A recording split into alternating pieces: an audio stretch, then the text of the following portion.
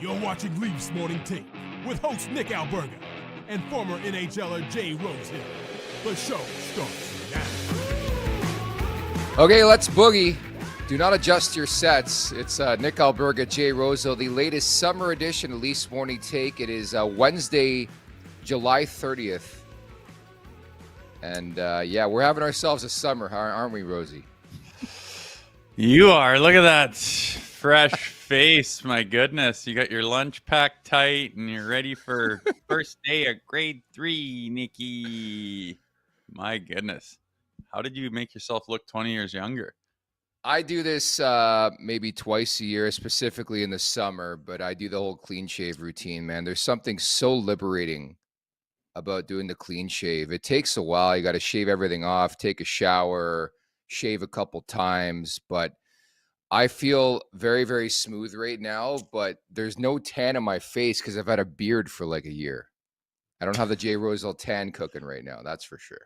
Yeah, I don't know if I can talk. I got a pretty heavy raccoon sunglasses tan going on here today. So we'll just move on with our appearances, I think. But at least I spun the camera around and I don't have the casting couch behind me today. Good point. We are presented by Bet365. Should reference as well. Our Super Chat charity partner this season is Sick Kids. Want to make sure that your question or comment gets on the show. Hit us up with a Super Chat. Proceeds from our Super Chat will go to Sick Kids, ranked the #1 research-intensive children's hospital in Canada and 3rd in the world. Now, I know it's the off-season.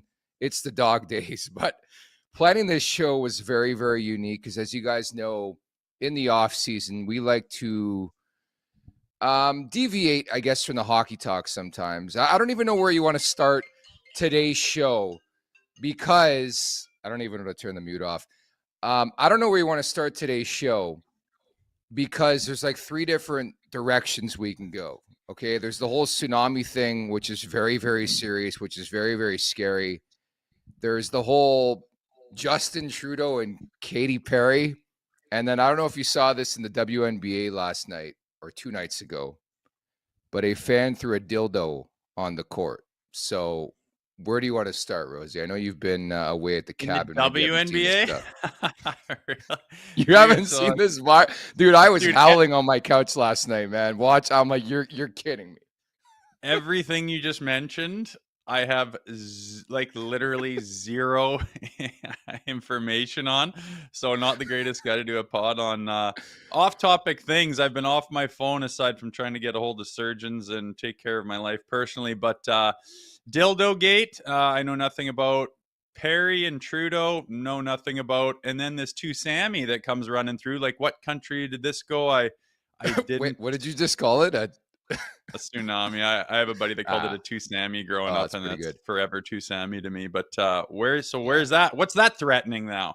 Oh man, like I was monitoring this thing at like 3 a.m. last night that there was going to be like a surge wave that hit Hawaii or close, and then it was like trending towards going to the States too with the additional wave. Like it was pretty crazy to watch. And apparently the 6th largest earthquake ever recorded was recorded yesterday outside of Russia. Like I don't know. It was a bizarre day. Like even news that Liam Neeson and Pamela Anderson are dating. I'm like, what's next? Are the Maple Leafs winning the Stanley Cup here in 2026? Got that feel. I think you need to unsubscribe to TMZ, buddy, because your head's deep down the rabbit hole. But I don't know about that tsunami. That doesn't sound very good. That sounds like the only important thing that was on the docket there that you've mentioned so far. Yeah, pretty much. I was interested to get your thoughts on the newest it couple, Justin Trudeau and Katy Perry. But I guess once you come back to reality, back to Alberta, we can get more of an intricate breakdown from you because, man, that was random. I don't know how TMZ acquires these videos and these pictures, but they were out for dinner and drinks in Montreal. Katy Perry and Justin Trudeau, just like the randomest shit I've ever seen in my life. Oh, wow. Yeah, I don't need to know what's going on in either one of those people's lives. So I'll just continue with having my head in the sand on that kind of info because I don't have much to like about either of those two, if I'm going to be honest. Fair enough. At any rate, we have 70 days away until puck drop, and please can it not come soon enough. October 8th at home against the Montreal Canadiens. Should mention as well, the MLB trade deadline is tomorrow. And with that, make sure you check out the latest edition of the Nation Network's newest baseball podcast, The 6 Inning Stretch. hosted by Lindsey Dunn and 3-time MLB All-Star Whit Merrifield. It's your weekly dose of insider stories, unfiltered takes, exclusive interviews, and all the biggest headlines from around the majors. New episode drop every Wednesday, including today. I think they got an interview with Ernie Clement out today. So like, follow, and subscribe to the 6-inning stretch wherever you get your podcasts, or watch full episodes on the Blue Jays Nation YouTube channel. I mentioned the trade deadline. You've obviously experienced it as an NHL player. What's that feeling like in a room when you know there's a deadline around? It's a waiting game, and some guys kind of feel like they're pretty safe and some guys don't, and there's usually that one or two guys that's like, I'm on standby right now. So, whether you're on the road or what the deal is, he might speak and be like, yeah, I don't know, agent says this or that, or stay tuned, or something's close, or we know nothing, or they're being really tight-lipped, and it's just kind of a sit around and wait. And then the wives are talking, and they're the details, right? Like, if we had to leave, little Johnny just started his baseball, or so and so we just literally got them into school after, or whatever the story is, depending on what sport you play and what time of year it is. But it's one of those things with a pro athlete where I don't know if people put much thought into it. You see them when they're on the screen, when they got a game day, and it's pretty cool, but there's a lot of behind the scenes stuff, and being on the bubble on trade deadline day isn't exactly awesome, but it comes with the territory. There's some pros and cons, and you deal with what comes to you as an athlete. And we got Dakota Joshua coming on today, who's been packing his bags for the T-Dot, so I imagine he's excited about that. I was going to say that. Speaking of trades, we have Dakota Joshua, as mentioned, came over by way of the Vancouver Canucks a couple of weeks ago, in a full circle moment as well, he being a former draft pick of the Toronto Maple Leafs back in 2014. So we'll catch up with Dakota in about 10 minutes here. And also the PA voice of the Toronto Maple Leafs, the voice you hear every single game at Scotiabank Arena. Mike Ross will drop by in about 25 minutes or so. Always curious to get that perspective, and even writing out the questions last night, like even the perspective of working during the pandemic must have been very, very unique for a PA voice. So Mike Ross is also coming up, Rosie, in about 25 minutes here. Yeah, back-to-back Jacks on the interview, baby. Yeah, it's good. Two different types of dudes involved in the Toronto Maple Leafs right now. So we'll get their perspective on some things and keep bringing the content in these dog days of summer, man. At the Leafs Nation 401 here on YouTube, hit that like button, hit that subscribe button. Leafs Morning Take wherever you find your podcast. Make sure to leave us a 5-star review, and don't forget to visit theleafsnation.com. I tell you what, looking forward to my birthday in about a week from now, and luckily I'm stocked with Simply Spiked, and we've been talking about Simply Spiked all month of July long. This stuff is tremendous. I had a couple over the weekend. There's just a variety of different flavors that I really, really enjoy. Had some friends over. Shared the wealth with them as well. Of course, made with real fruit juice and 5% alcohol. It really, really is the taste of summer. When you have a beverage, that's all I could think of with a Simply Spiked. And I know you have a couple at the cabin right now, Rosie. I do. I had them on the boat last night. They are tasty. I thought that it was just kind of like the box was like one flavor, but there's 3 different flavors in every single box. And I didn't really realize that, and don't know which one I like the best. They're all very tasty, but yeah, they did it right with those ones. They're pretty refreshing, and I had to pump the brakes on them a little bit just to get the just to get myself home. I've been there before too. They're good, man. I've been there before too. The cherry one sticks out for me. I really enjoy that. All the peach flavored ones have been excellent. Kiwi. It just depends on what your taste palette is, what you like, and having a really good time with our friends over at Simply Spiked. This summer, as you guys know, refreshing, convenient drink that fits with any summer occasion, barbecues, beach days, or cottage weekends. Also, don't forget, must be legal drinking age. Celebrate responsibly, as per what Rosie was just saying right there. Simply Spiked, this is what summer tastes like. So we wanted to analyze, Rosie, the summer of 2026, and not specifically the guy out in Edmonton, but our own business here in Toronto. The UFAs, Stolars, Lawton, Yarncroke, McMahon, then the RFAs, Michelli, and Thrun. If you had to put together a priority list of guys you wanted to get done, if you want to have that conversation, where would it start? I know it would start for me. Yeah, the guy that leaps off the page there that is a difference maker and a big part of the team, looking pretty good last season was Anthony Stolars. I mean, your goalie is, if you don't have a goal, you don't have anything. I mean, you can literally, like the Olympics this coming year, Team Canada, I mean, they are absolutely disgusting as far as the roster goes, but where they're weak is between the pipes. And I know some guys stepped up big in the Four Nations face-off and whatnot, and that's great. But if you don't have a goalie, it does not matter who's on your roster. You need those saves. You can't have some guy with an 8.5 save percentage. You're not going to win anything. It doesn't really matter who you have on your roster. So Stoli stands out to me. The other guys, I want to see what kind of season they have. What are they looking like? What kind of players are they playing like? What are they worth? I think that's up to them. I don't see any of them leaping off the page as, oh, you got to lock this guy down really quick because he's about to pop off and you're going to have to overpay him if you wait any amount of time. I don't see that. Stoli to me is a guy that I think he's proven himself enough. And, I assume he's going to get off on a pretty good start here and be the same player that he was. So he leaps off the page. But the other guys, I'm not in a rush. I'm not in a crazy rush with any of them. I like to see what happens a little bit. I am curious to know the business side of every conversation when it comes to free agents, never mind if they're unrestricted or restricted. Because, for example, it's no secret Scott Laughton had a difficult time transitioning to being a member of the Toronto Maple Leafs. All he wanted his whole life. You're telling me you can't find value in an extension for Scott Laughton right now? Like, imagine you pitched a deal to him like 4 or 5 years at like $3 million per season. The cap's going up. I'd be all over that.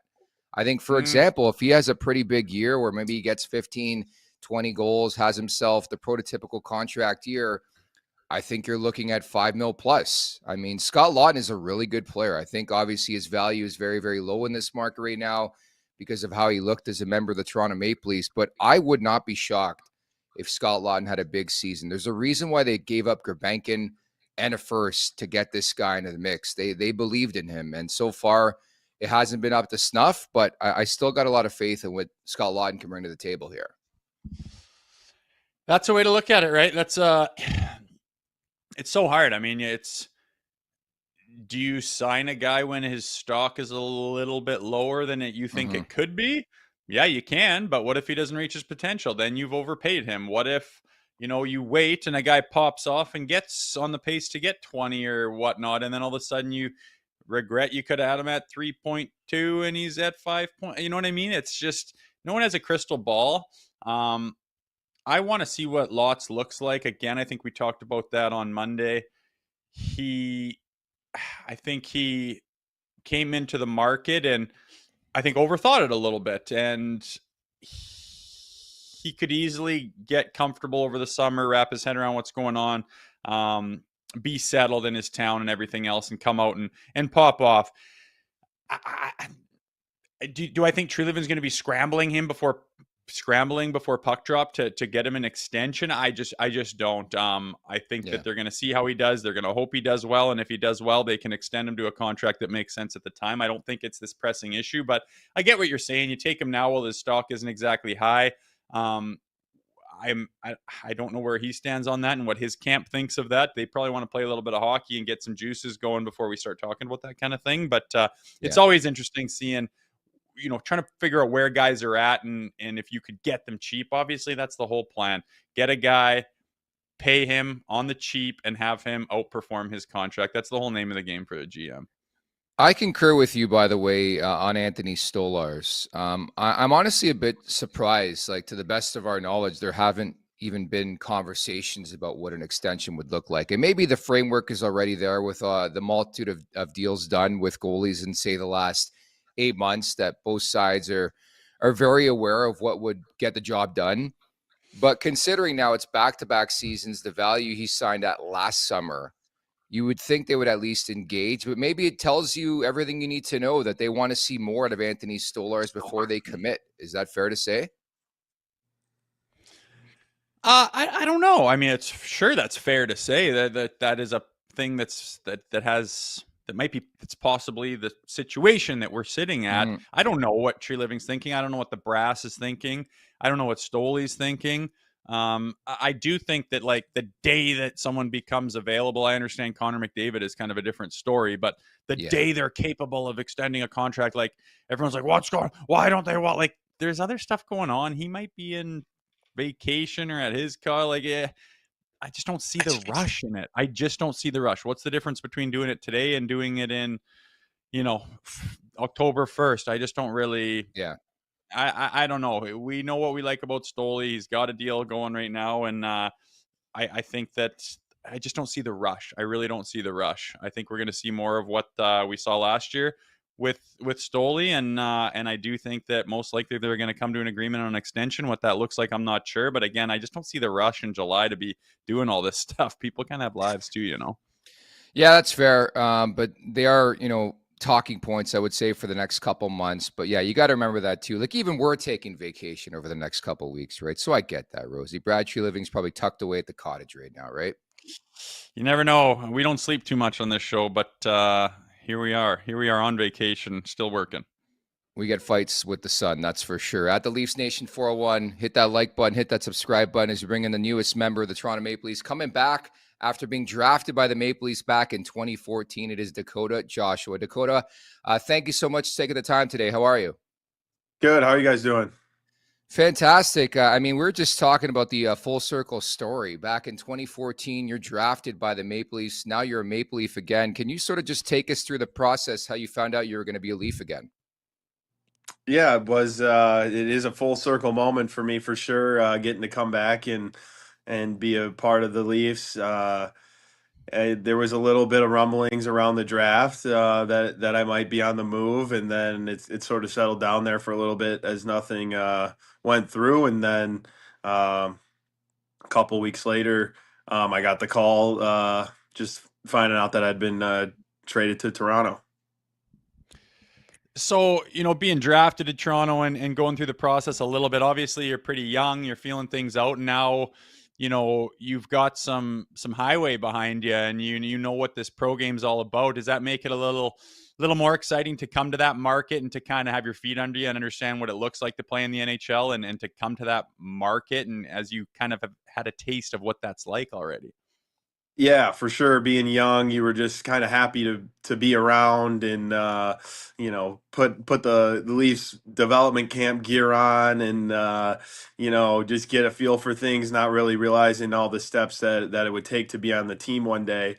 So now, yeah, having a couple of years under my belt and really being coming into my own means a lot to get to join the Leafs right now and help go get a cup. How much does your familiarity with Craig Berube help? Of course, you played for him in St. Louis. Have you talked to him yet? Yeah, I spoke to him on the phone the other day. He's a great guy and great coach, obviously.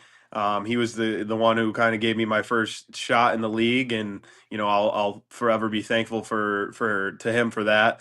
And it was nice to see how he ran the team, and obviously makes it that much more exciting to join and play for him again. The familiarity goes a long way. Yeah, and speaking of that, is there anyone else in the organization that you know besides Berube? Just Austin and Willie were around at the development camps when I was there. So those Joseph Wool too was there on my last year. So those three, I guess personally, a little bit of time with, but no, new group to me, and makes it exciting and happy to join those guys. And obviously, Dakota, we talked about your career, the way it's transcended maybe the last 3 years. Like to you specifically, what has clicked in your game to bring you to that next level? Because even just checking out your hockey DB and just watching your development the last couple of years, it's such an incredible story, man. Yeah, for sure. I think the biggest thing, no doubt, is the confidence of it all. Starting off and kind of finding out how it works, and you gotta, find your niche and what's going to keep you in the lineup every night on any level. Really was a big part of me, and I feel like early on maybe I didn't understand fully what I needed to do or what it took to be an everyday NHL player. But over the years, that's come along, and the last few years in Vancouver, getting to play out the full seasons and just knowing what it takes night in and night out has really done me good, and prepared me to keep progressing. I obviously still don't feel that I've reached my ceiling as a player, and last year was kind of a little setback of a year. So I'm excited to get back on track and uh, keep improving my game here. Yeah, no question. And for our fans listening who aren't familiar with your game, what can they expect for you? What type of player and are you, and what kind of attributes do you plan on bringing to the Maple Leafs here in the fall? Yeah, I like to think that I can do a little bit of everything. Big part of my game is getting in on the forecheck and being disruptive, but also providing a physical presence. And then, yeah, underrated. I believe in myself that I can score too. So I feel like I add a little bit of everything. Somebody that can play up and down the lineup, and in all situations. So. Yeah, whatever Leafs Nation needs, I feel like I can provide. I think it's important to humanize every situation. It always helps with having Rosie because he played in the league. But man, you've been through a lot, even specifically in the last year. Could you sort of just pull back the curtain on everything that went down with the testicular cancer, just that moment, and now pushing through that, what that's meant to you? Yeah, for sure. That was a tough situation and tough to go through. I was, getting ready for training camp and, you know, had a good summer behind me, and then to go through that, especially after signing a new deal, was tough. And there was a little bit of a period where I'm not sure how to go about it mentally. And then obviously, it's tough news to break to everybody. And so there was yeah, for sure it was tough to go through. Um, my teammates at the time were very helpful and supportive, which made it easier. But just having to miss training camp and kind of being behind the eight ball from the start didn't really do me any well, and it just kind of felt like I was playing catch up the whole season. And you know, one I'm definitely tougher for the situation and facing that adversity for sure. But also a year that I want to put behind me and keep moving forward. And I'm very happy and thankful to be in good health now. And just once again, like trying to build my career and keep going. Yeah, and I think fans will notice you'll be wearing 81 this year. My former teammate Phil Kessel, who's actually been through some of the Yeah. same adversity as you, but any talk with old Phil the Thrill about that number? Have you not crossed paths with him yet? No, I haven't crossed paths with him yet, and it was he was willing to talk to me at the time when that whole thing went down. Um, I didn't get a chance to reach out to him, but yeah, very very ironic that very similar situation, and then to come back and wear 81 is special, and just to put that uniform on is something else. What are you looking forward to the most to being back in Toronto here? I'm really excited about the group. Obviously, we know how close they've come over the last few years, and right there at the end of the year, right in the mix. So I'm excited to be an adding piece and hopefully be a part of something special. And I know how much it means to the city to have the Leafs going in the right direction. So I'm just really excited to be a part of it and see what we can do. Yeah, and I'm just curious, if you followed the Maple Leafs and some of their trials and tribulations and having some pretty good teams, but not quite getting it done in the playoffs, and what do you think they've been missing? Yeah, for sure. It's everybody watches the Leafs. Everybody watches the Leafs and is aware that what they go through every season, which is a good thing in my mind. You want that as a player. So it's tough to really pinpoint down what one thing that say they're missing. I feel like myself adding to the depth of the team will help a lot, and not just relying so much on the top end guys to pull through and get the job done in the end, but you need everybody. And obviously you've seen it with the last few Stanley Cup champions. It's a full team effort, and you need everybody pitching in at the end of the year when push comes to shove. So yeah, as far as one thing to say that they needed or didn't need is tough, but just that the collective group is what it takes. What's your off season look like? What are some of your hobbies? I've been working on my golf game a little bit. I mean, I'm avid player. I don't know if I'd say that, but trying to get things straightened out there from time to time. My younger brother went to Michigan State, so I've been going out there with him and training this summer. And then I was, planning on going back early to Vancouver to get the summer finished off. But now I'll be coming out to Toronto here in a couple weeks to get the ball rolling out there and just get familiar with people and the city before training camp gets going. Looking forward to that, man. A real true inspiration, everything you've been through, even over the last year. Welcome back to Toronto. We'll see you coming up in a couple weeks here, okay? Yeah, appreciate you guys having me on. Can't wait. Our Thanks, pleasure. man. Take care. That is Dakota Joshua, newest member of the Toronto Maple Leafs. And again, a full circle moment, Rosie. The fact that he was drafted by the Leafs back in 2014, mentioned some of the development names that he was with. And now to come back as like a polished player is kind of cool. But I've been monitoring Joshua for a couple years. I thought he could fit the bill with this team. And he really took off a couple years ago. Then with everything that happened last year against the 8 ball to start the year and never really caught up. Like you could speak to this too, how you start slow to a season, you're playing catch up all year long. And I feel like he was victim of that. So I'm curious to see how he looks now with a full training camp and full bill of health as he enters life as a Maple Leaf officially here.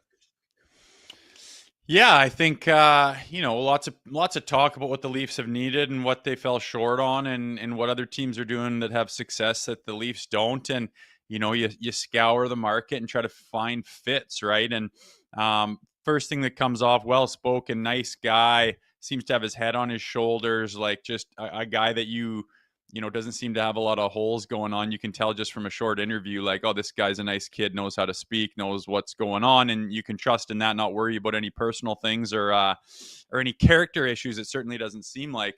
And then after that, the way he plays and his style of play, and you ask him what he's going to bring, and he seems to understand the assignment, right? And I think he checks a lot of boxes. And again, if he can put that season last year behind him where he's going through all kinds of things on and off the ice, now we can focus solely on getting this season underway and having his tenure as a Toronto Maple Leaf be fruitful and successful. So I like a lot of the things he said. And, we beat our heads against the wall every day talking about what the Leafs need to get over the hump. And I think a guy like him could very well fit the bill. So it's exciting.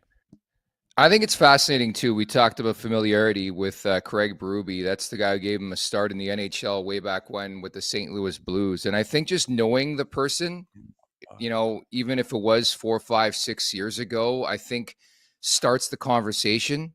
I mean, you know what expectation is. And I think from a lineup standpoint, there's a variety of different routes you can go with the Dakota Joshua. Like, for example, in Vancouver at his peak, he was playing in the top 6. I think a lot of people right now have earmarked him maybe for the third line with like a Nick Waugh and somebody else, a McMahon perhaps. I'm very curious to see when we get to camp how similar these lines look to the ones on dailyfaceoff.com, or Craig Berube doesn't give a fuck about that website. I think it's the latter probably.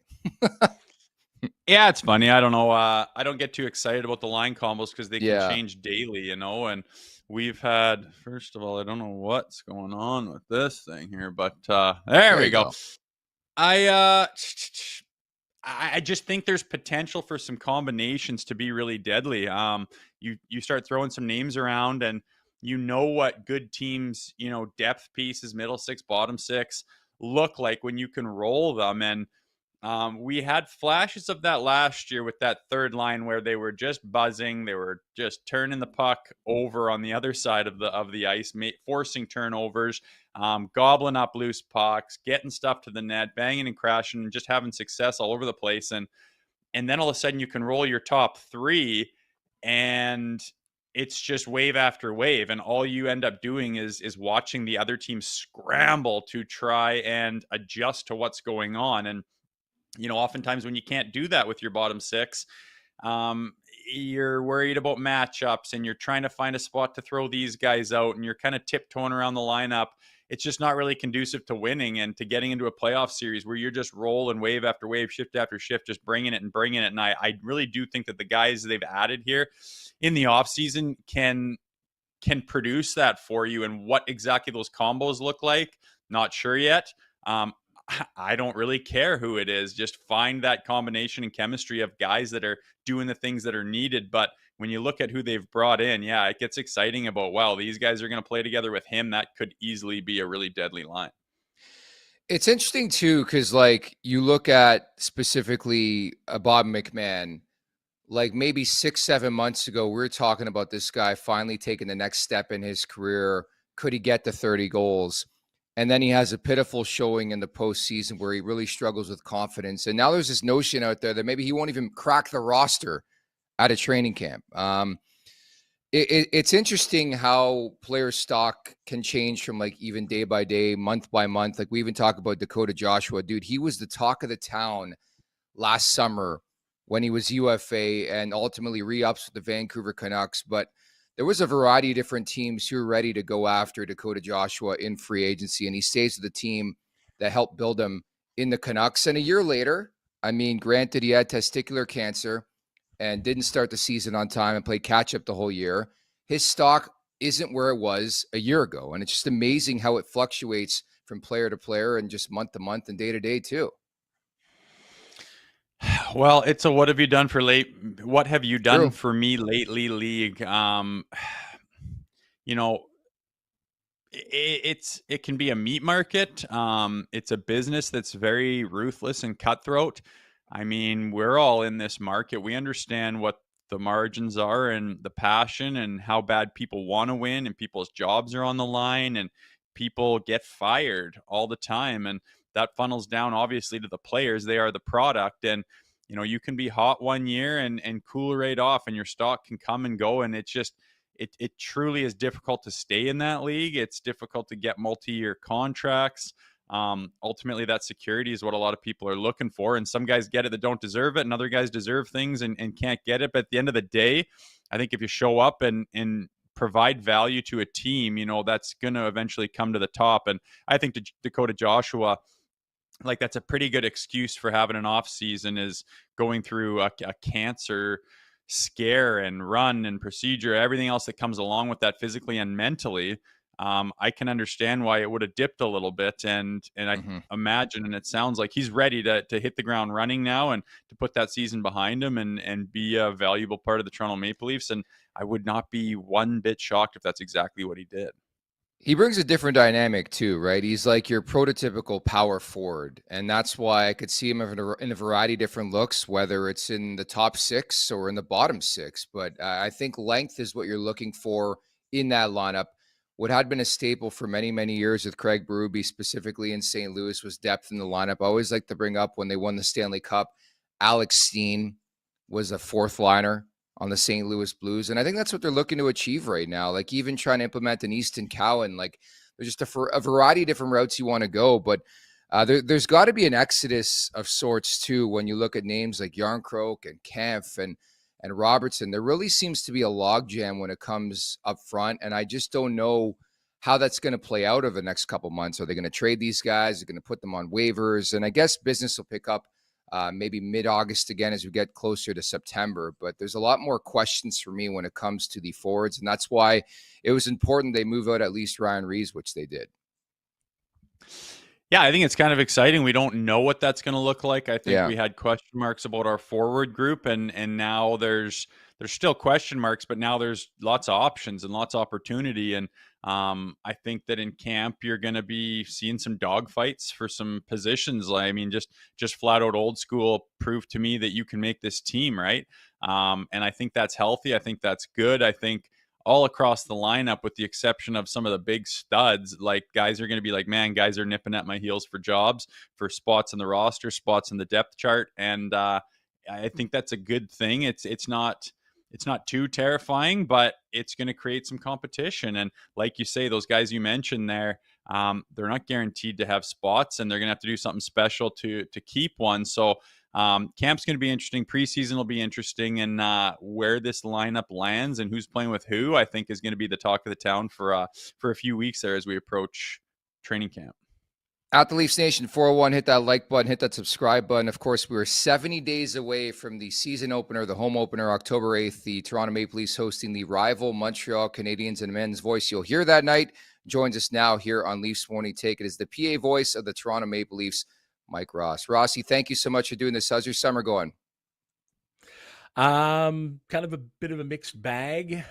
Started with some knee pain back in the playoffs, and that got diagnosed as a hairline fracture of the patella bone. So it's been a pretty quiet summer. Yeah. I've had knee issues since I was like 18, had surgery on it when I was 18. And so it was basically a ticking time bomb. I was playing with house money until this summer. And so, on the one hand, it's been a pretty quiet summer. I haven't been able to golf. I haven't been able to bike. Haven't been able to play ball. But it's kind of been nice because with being inactive, I've been indoors. So I haven't really suffered through a lot of the heat waves that have been coming through the Toronto area. So it hasn't been too bad. How about you guys? I got a little of the same stuff going on physically. I tore my pec off there a couple of weeks ago, so I'm basically thinking I probably need surgery here now as I'm trying to battle through that and realizing that that's kind of something that's important. So I'm doing the same thing. No golf for me. Haven't been doing anything since I heard it, and it sucks because I kind of like to remain active, but I feel your pain, although yours sounds a little more heavy duty than mine. Yeah, the worst part is having to wear this like basically hip to ankle leg immobilizer brace.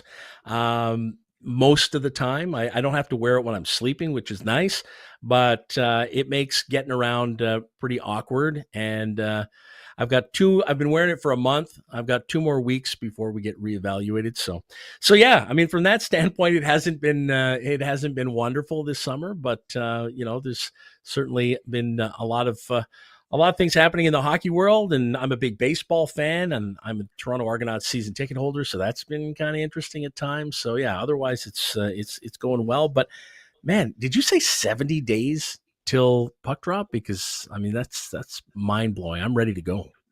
I did. And again, firstly, we wish you a speedy recovery on that front. But yeah, Thank you you. at a point yet? Like I'm getting to a point. I know I'm going on vacation in a couple weeks to Europe, but I'm getting to the point where I need hockey back. Is there a point in the summer where you're like, "Okay, this is fun. Let's move on. I want to call another game here."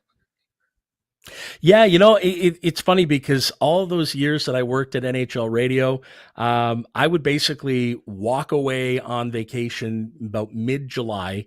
So probably, 2 or 3 weeks into free agency when things are still kind of happening, and then just walk away until September and basically walk away for about 5 or 6 weeks, which was fantastic.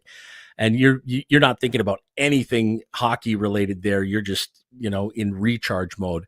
But now my schedule is way different, and being attached to one team, and when that season's over, you go through all the emotions of the elimination and looking back at the season that was and thinking about how my performance was and what I can improve on moving forward. And, I put hockey away until the Stanley Cup is awarded. I love watching the cup being raised. I've always been a fan of watching the Stanley Cup celebration, no matter what the team. Not at all interested in the team that wins it, but just the celebration and watching these players live out a dream.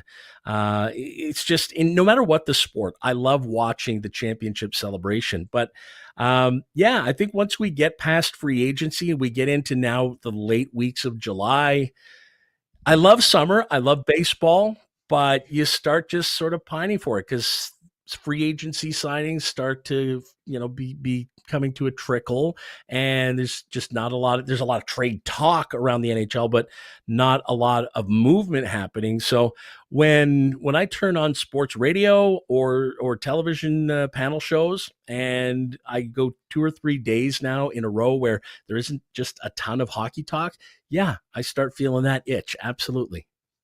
Mm-hmm.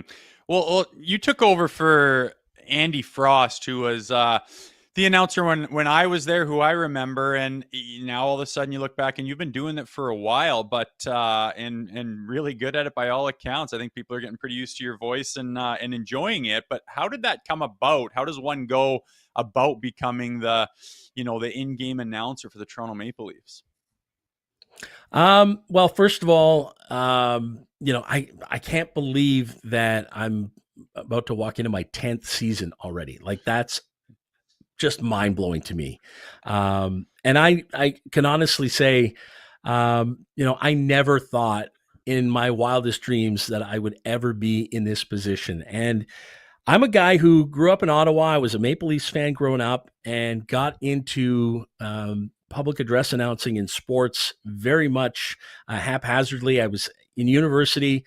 I was doing a sports show on the campus radio station, and the football team needed an announcer. So they came to me and they said, "Hey, you do a sports show, right? You want to be our new announcer?" And I'm like, "Okay." And, hey, you're in university. You get a chance to go work with a football team, and they're going to give you $50 a game to cash to do that. That's great beer money when you're talking, university days. That's huge. So I jumped into it and had no idea that this could ever become a thing. Like, it was literally a way to get $50 a week for like 4 or 5 weeks during the university football season. But eventually, I really enjoyed it and did it for a few seasons. And then suddenly the junior hockey team in town was looking for a new announcer. So I auditioned for it and eventually got the gig. And then the AAA baseball team in town, I was doing some fill-in work there on the side in all kinds of game presentation positions. Ended up starting to do it for them and eventually became their full-time announcer. So all of a sudden in Ottawa sports, I'm doing a lot of different gigs. I'm working a lot of different teams. But then I moved to Toronto in 2001, and that's it. Like, I figure, okay, that was a nice chapter of my life, and I'm not going to be doing any announcing anymore, because guess what? Every team in Toronto has their voice.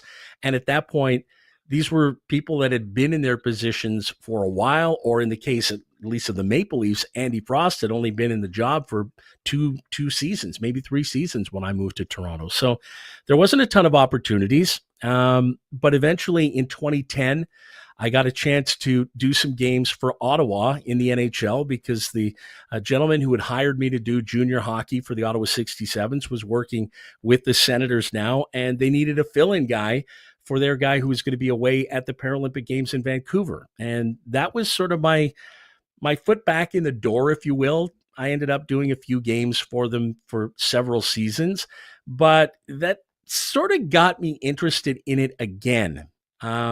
The big opportunity, though, that led to my foot getting in the door at MLSE was the World Junior Championship, the first one that was held here in Toronto in 2015. And being fully bilingual, I knew that Team Canada and Hockey Canada always hired 2 announcers for the World Juniors. They hired a French announcer and an English announcer. I called up Hockey Canada and said, "Hey, I'm fluently bilingual. I've done junior hockey. I've done the Memorial Cup. I will kill 2 birds with 1 stone for you. Can I get an audition for the job in Toronto?" I got the audition. I won the job, and that was it. I was working with folks at MLSE, and that just, I don't know, that put the spotlight on me a little bit in and around the GTA, because from there, I got an invite to audition for the Pan Am Games in 2015. I did baseball for that. Then I get an invitation to go out and do some games for the men's national soccer team and some World Cup qualifying games. So it just, that snowball started to roll and get a little bit bigger for me. And in 2016, I get a call from the Maple Leafs, and they said, "Listen, we're sort of hitting the reset button on our in-game entertainment. We're looking for a new announcer, and we'd like to offer you an audition." So I was one of 22 people who got a shot at auditioning for the job and went through the process. And when it was all said and done, I got a phone call that for me, I mean, Jay, you played in the NHL. I was never going to play in the NHL, but to get that phone call, which ended by having the director of game presentation say, "Welcome to the Toronto Maple Leafs." I mean, that to me was, my knees went weak, and it's something I'll never forget. I got chills when it happened. I get chills when I recount it happening. It was a very special moment, and I can't believe that it's 10 years ago already. Yeah, that's crazy, man. Like, we worked together back in the day at NHL Network Radio, and even that was a long time ago. Is there a particular moment that stands out now in your 9 years on the job that just really resonates with the job you've done thus far? Honestly, I mean, too many. If you go back to my very first home opener, that was the night that we retired all those numbers, the Mhm. numbers that had been honored numbers all those years. And so, I mean, imagine you're the new in-arena announcer for the Toronto Maple Leafs, and they say, by the way, your first home opener, there's going to be a ceremony in which we're going to retire all these numbers. And here's your script. It's 30 minutes long. Good luck. And it was like, what? So the preparation, that went into that whole ceremony was unbelievable, and a great way to be sort of baptized into the organization. But I mean, honestly, the outdoor game, the All-Star game, getting to travel with the team to go to Sweden a couple of seasons ago, and being the voice of that global series in Sweden. I mean, there've just been so many amazing opportunities for me. And that's, just speaking about team things, when you start talking about, major individual events, you think about Austin Matthews and all the goals that he's scored. You think about the team that first year, that first season where we qualify for the playoffs in our second last game of the year. I had my parents there for that game. It was the first time that they'd heard me announcing for the Maple Leafs. So yeah, just a ton of special moments along the way that if you ask me, is there one? I could never, ever just pick one. There've just been way too many. Mm-hmm. Well, that's pretty cool. I mean, being part of the Maple Leafs organization in general is pretty special. Like, what is a game day look for you? Is a lot of preparation. I imagine there's some perks being part of it up there as well. And what goes into a day at work for you? I mean, the first thing I do in the morning is grab the rosters from the media notes for that day, and just give it a quick perusal and see if there are any names that have been added to the rosters for that day. Are there any names that aren't familiar to me? The great thing about this job, even in the time that I've been doing it, is that technology has really helped us as announcers along the way here. I can think, of the days when before a game, you'd have to go down to the dressing room and talk to a PR person and double check pronunciations with them and hope that they're giving you the right information. Nowadays, you've got YouTube clips. A lot of teams will actually have the players themselves recorded and uploaded onto their website. So you hear the player tell you exactly how he wants his name pronounced. We even have a website that a bunch of the announcers from around the NHL we contribute to. And we, at the start of the season, all read our own rosters and a series of minor league players that we anticipate could be called up at some point during the season. And we share those files with each other. So I can actually go in before a game and hear how the Nashville announcer pronounces particular names on his team, so that I'm, giving the same pronunciation that he's getting or that he's giving in his arena. And so that's the big part of the day as far as preparing, is just having the latest information, going over the stats, seeing if there are any players that on our team that are set to score their first NHL goal or their first goal as a Maple Leaf, because to me, those are so special to call. The first goal in the NHL, the first goal as a Toronto Maple Leaf, the response from the crowd is always great when you get to announce those. And it's such a special moment for that player, for their family and friends that are in the building. So I want to make sure that I give a particular emphasis on that. So I need to know that information going in. I head to the arena usually for about 3:30, 3:45, and we run through a rehearsal of the pregame. And, we might go through it once or twice, depending on the night. If there's a big ceremony, we'll go through all of that, work out all the timing on that. And then it's a quick dinner, and we have tours that actually come through the booth before the game, where Jimmy Holmstrom, the longtime organist for the Maple Leafs, and I are in the same booth, and we welcome guests into the booth and answer their questions, talk a little bit about our jobs with the Maple Leafs. And then the puck drops, and then it's time to go. Once the warm up starts, we're all in game mode, and puck drops for the first period, and off we go. So as you know, just to wrap, I was there during the COVID seasons doing the games on Sportsnet Radio, and it was just very unique times. Actually, wasn't even at the arenas, but what was that overall experience for, a PA voice who's got to be in the building, being there during COVID? Yeah, I think honestly, the first thing that I had to wrap my head around was being in an empty building and not having a crowd react to your calls the way you normally would. And once you got past that, it got a little bit easier. Of course, they had the sweetener audio that they had in the arena that they would play in reaction to what you're doing. But once we sort of realized that we were there really to add some normalcy for the players in what was a really surreal situation, it got easy. It only took a couple of games to really sort of find our way and find our groove and work through it. The other thing that was kind of weird for me was because we were doing all the games in that initial playoff bubble, we were assigned specific assignments. So there were two announcers. There was myself and there was Simon Bennett, who's the announcer for the Marlies. Reason being was I had to do every Maple Leafs game. I had to do every Montreal home game because it had to be bilingual. And then we had to work out the schedule so that you never worked or tried not to work back-to-back days. So unless there was a Toronto and a Montreal game on back-to-back days, we always basically had a day off between games because we would do anywhere from 2 to 3 games a day during that bubble. But that was the schedule. And honestly, on the one hand, I found it pretty special that in one summer, I got to be the voice, the arena voice for a couple of the original 6 teams in the NHL.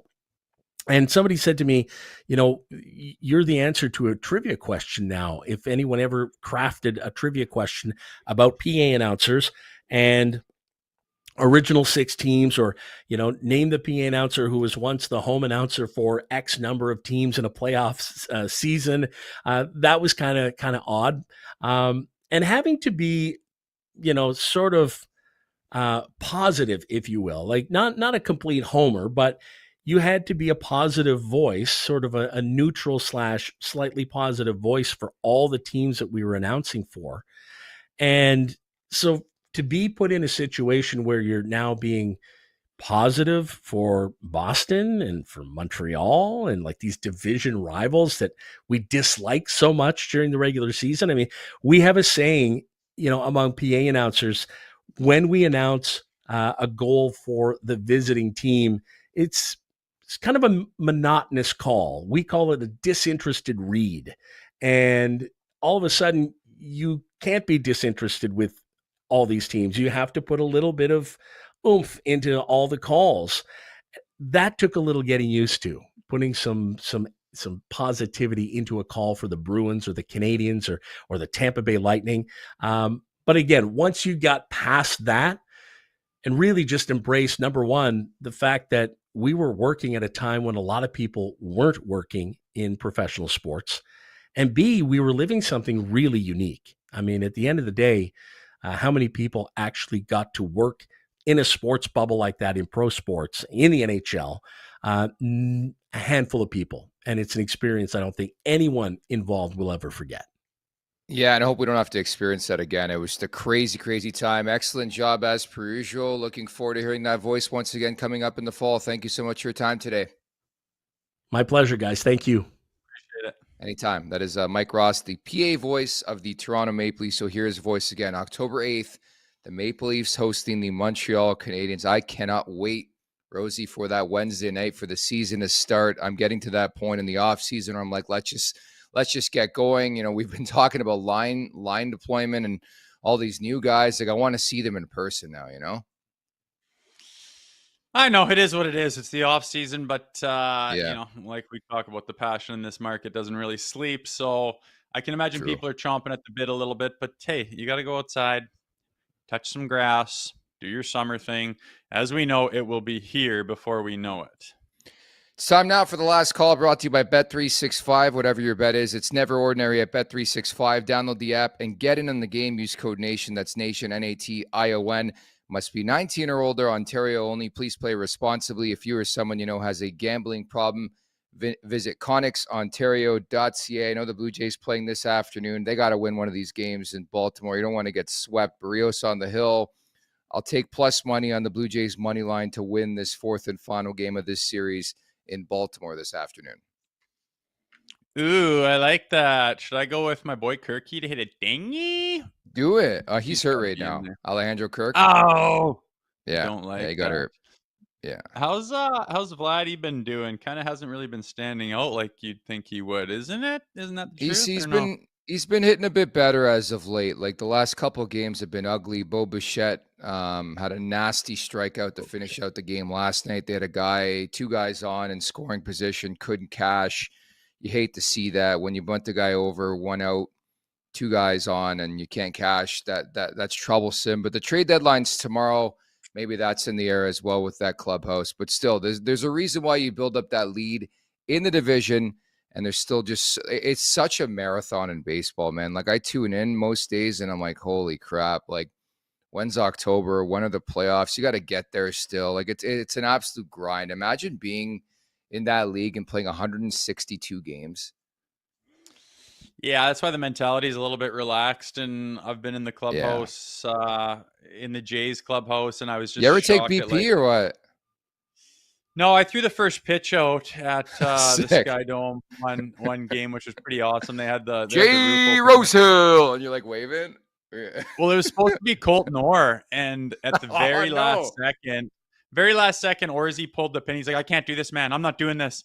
And I was like, "Serious?" I'm like, "Fuck, give me the thing." He's like, "I'm not going to be on the highlight reel forever for some dirt pitch." And I was like, "Okay."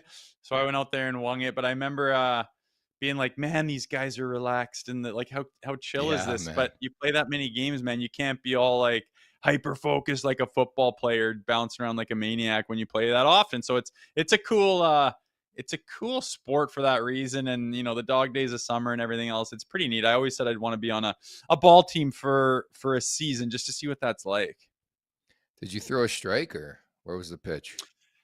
I did. I threw it hard. I threw it to Ricky Romero, and he took off his hand and said on fuego. Wow. I whipped it as hard as I could, and it was maybe like just on the top of the strike zone. They said maybe a hair high, but I zung it in there pretty good. I was happy with it. Yeah, I understand where Colt Norris coming from because he's so right. If you fuck up that pitch, you are screwed, and you're on the highlight reel for life. Ask Carly Rae Jepsen, 50 Cent. Like good on you, man. Like I it reminds me of that flight we took home from Nashville where I just was not feeling the turbulence, and you were just chilling out like you're at the cabin in July, and you're like, it's gonna be okay. And that's what I think about all the time when I'm in turbulence. Rosie, great job today. And on to August we move, coming up on Friday. We're back Friday at 11 a.m. Eastern time, okay? Sounds good, my man. I will be here, and we will see you then. Thank you to our two guests, Dakota Joshua, newest member of the Toronto Maple Leafs, and the PA voice of the Maple Leafs, Mike Ross, for dropping by. You guys in the chat were great. Rosie and I took it on the chin today, man. A lot of chirps for both of us today. Me on looking like a 16-year-old, you on fighting with the sun, but we'll be better and stronger than ever coming up on Friday at 11 a.m. Eastern time at the Leafs Nation 401. Hit that like button, hit that subscribe button. Leafs Morning Take, wherever you find your podcast, make sure to give us and leave us a 5-star review. And don't forget to visit theleafsnation.com. Thank you to producer Vic. For Jay Rosehill, I'm Nick Alberga. We'll talk on Friday. Take care, everybody. Make sure to check out more of our content right here on the Leafs Nation YouTube page. We got long-form interviews. We got clips. We got epic rants by Jay Rosehill. We simply have it all. And don't forget, you can find out much more at theleafsnation.com.